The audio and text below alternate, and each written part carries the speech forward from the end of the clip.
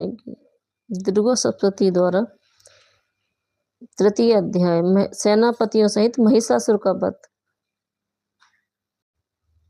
जगदम्बा के श्री अंगों की कांति उदय काल के सहस्त्रों नेत्रों के समान है। जगदम्बा के श्री अंगों की कांति उदय काल के सहस्त्रों सूर्यों के समान है। वे लाल रंग की रेशमी साड़ी पहने हुए हैं। उनके गले में मुंडमाला शोभा पा रही है।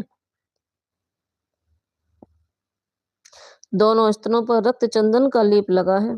वे अपने कर कमलों में जपमालिका विद्या और अभय तथा वर नामक मुद्राएं धारण किए हुए हैं। 3 नेत्रों से सुशोभित मुखार विंद की बड़ी शोभा हो रही है। उनके मस्तक पर चंद्रमा के साथ ही रत्नमयी मुकुट बंधा है तथा वे कमल के आसन पर विराजमान है। ऐसी देवी को मैं भक्ति पूर्वक प्रणाम करती हूँ। जय हो दुर्गे माई की। ऋषि कहते हैं, दैत्यों की सेना को इस प्रकार तहस नहस होते देख महादैत्य सेनापति चिछुर क्रोध में भरकर अंबिका देवी से युद्ध करने के लिए आगे बढ़ा। वह असुर रणभूमि में देवी के ऊपर इस प्रकार बाणों की वर्षा करने लगा जैसे बादल मेरुगिरी के शिखर पर पानी की धार बरसा रहे हो। तब देवी ने अपने बाणों से उसके बाण समूहों को अनायास ही काटकर उसके घोड़ों और सारथियों को भी मार डाला। साथ ही उसके धनुष तथा अत्यंत ऊंची ध्वजा को भी तत्काल काट गिराया। धनुष कट जाने पर उसके अंगों को अपने बाणों से भी बींध डाला। धनुष रथ घोड़े और सारथी के नष्ट हो जाने पर वह असुर ढाल और तलवार लेकर देवी की ओर दौड़ा। उसने तीखी धार वाली तलवार से सिंह के मस्तक पर चोट करके देवी की बाईं भुजा में बड़े वेग से प्रहार किया। राजन देवी की बाह पर पहुंचते ही वह तलवार टूट गई। फिर तो क्रोध से लाल आंखें करके उस राक्षस ने शूल हाथ में ले लिया और उसे उस महादैत्य ने भगवती भद्रकाली के ऊपर चलाया। वह शूल आकाश से गिरते हुए सूर्यमंडल की सी भांति अपने तेज से प्रज्वलित हो उठा।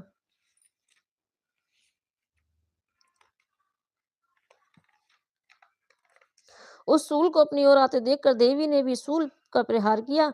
उससे राक्षस के शूल के सैकड़ों टुकड़े हो गए तथा साथ ही महादैत्य चिचुर की धच्चियां उड़ गईं। वह प्राणों से हाथ धो बैठा। महिषासुर के सेनापति उस महापराक्रमी चिचुर के मारे जाने पर देवताओं के पीड़ा देने वाले चामर हाथी पर चढ़कर आया।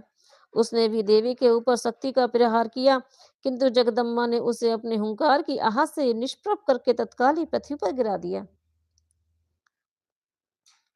शक्ति टूटकर गिरी हुई देखकर चामर को बड़ा क्रोध हुआ। उसने शूल चलाया, किंतु देवी ने उसे भी अपने बाणों द्वारा काट डाला। इतने में ही देवी का सिंह उछलकर हाथी के मस्तक पर चढ़ बैठा। उस दैत्य के साथ खूब जोर लगाकर बाहु युद्ध करने लगा। वे दोनों लड़ते लड़ते हाथी से पृथ्वी पर आ गए। अत्यंत क्रोध में भरे हुए एक दूसरे पर बड़े भयंकर प्रहार करते हुए लड़ने लगे। तदंतर सिंह बड़े वेग से आकाश की ओर उछला और उधर से गिरते समय अब उसने पंजों की मार से चामर का सिर धड़ से अलग कर दिया। इसी प्रकार उदर्ग भी शिला और वृक्ष आदि की मार खाकर रणभूमि में देवी के हाथ से मारा गया तथा कराल भी दांतों, मुक्कों, थप्पड़ों की चोट से धराशायी हो गया। क्रोध में भरी हुई देवी ने गदा की चोट से उद्दत का कचूमर निकाल दिया। भिंदीपाल से वाशकल को तथा बाणों से ताम्र और अंधक को मौत के घाट उतार दिया। 3 नेत्र वाली परमेश्वर ने त्रिशूल से उग्राश्य, उग्रवीर तथा महाहनु नामक दैत्यों को मार डाला। तलवार की चोट से बिडाल के मस्तक को धड़ से काट गिराया। दुर्धर और दुर्मुख इन दोनों को भी अपने बाणों से यमलोक भेज दिया। इस प्रकार अपनी सेना का संहार होता देख महिषासुर ने भैंसे का रूप धारण करके देवी के गणों को त्रास देना आरंभ कर दिया।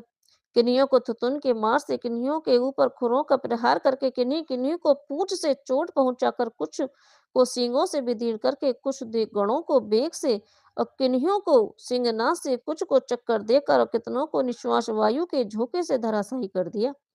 इस प्रकार गणों की सेना को गिराकर वह असुर महादेवी की सिंह को मारने के लिए झपटा। इससे जगदम्बा को बड़ा क्रोध हुआ। उधर महापराक्रमी महिषासुर भी क्रोध में भरकर धरती को खुरों से खोदने लगा। अपने सींगों से ऊंचे-ऊंचे पर्वतों को उठाकर फेंकने लगा और गर्जना करने लगा। उसके बेग से चक्कर देने के कारण पृथ्वी क्षुब्ध होकर फटने लगी। उसकी पूंछ से टकराकर समुद्र सब ओर से धरती को डुबोने लगा। हिलते हुए सींगों के आघात से विदीर्ण होकर बादलों के टुकड़े-टुकड़े हो गए। उसके श्वास की प्रचंड वायु के वेग से उड़े हुए सैकड़ों पर्वत आकाश से गिरने लगे। इस प्रकार क्रोध में भरे हुए उस महादैत्य को अपने ओर आते देखकर चंडिका ने उसका वध करने के लिए महान क्रोध किया। उन्होंने पास फेंकर उस महान असुर को बांध लिया। उस महासंग्राम में बन जाने पर उसने भैंसे का रूप त्याग दिया और तत्काल सिंह के रूप में प्रकट हो गया। उस अवस्था में जगदम्बा जो ही उसका मस्तक काटने के लिए उद्यत हुई, तो ही वह खड़गधारी पुरुष के रूप में दिखाई देने लगा। तब देवी ने तुरंत ही बाणों की वर्षा करके ढाल और तलवार के साथ उस पुरुष को भी बांध डाला।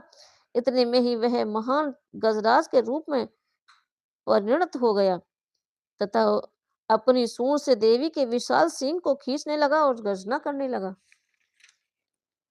खींचते समय देवी ने तलवार से उसकी सूंड काट डाली। तब उस महादैत्य ने पुनः वैसे का शरीर धारण कर लिया। पहले की भांति चराचर प्राणियों सहित तीनों लोकों को व्याकुल करने लगा। तब क्रोध में भरी हुई जगन्न माता चंडिका बारंबार उत्तम मधु का पान करने और लाल आंखें करके हंसने लगी। उधर वह बल और पराक्रम के मद उन्मत्त उन्मत्त हुआ राक्षस गर्जना करने लगा और अपने सींगों से चंडी के ऊपर पर्वतों को फेंकने लगा। उस समय देवी अपने बाणों के समूह से उसके फेंके हुए पर्वतों को चूर्ण करती हुई बोली। बोलते समय उसका मुख मधु के मद से लाल हो रहा था और वाणी लड़खड़ा रही थी। देवी ने कहा, ओ मूढ़,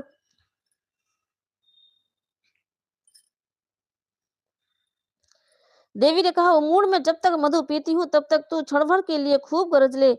मेरे हाथ से तेरी मृत्यु हो जाने पर अब शीघ्र ही देवता भी गर्जना करेंगे। ऋषि कहते हैं, यूं कहकर देवी उछली उस महादैत्य के ऊपर चढ़ गई। फिर अपने पैर से उसे दबाकर उन्होंने शूल से उसके कंठ में एक आघात किया। उनके पैर से दबा हो जाने पर महिषासुर अपने मुख से दूसरे रूप में बाहर होने लगा। अभी आधे शरीर से ही वह बाहर निकलने पाया था कि देवी ने अपने प्रभाव से उसे रोक दिया। आधा निकला होने पर भी वह महादैत्य देवी से युद्ध करने लगा। तब देवी ने बहुत बड़ी तलवार से उसका मस्तक काट गिराया। फिर तो हाहाकार करती हुई दैत्यों की सारी सेना भाग गई तथा संपूर्ण देवता अत्यंत प्रसन्न हो गए। देवताओं ने दिव्य महर्षियों के साथ दुर्गा देवी का स्तवन किया। गंधर्व गान करने लगे तथा अप्सराएं नृत्य करने लगी। बोलो शेरा वाली मैया की जय।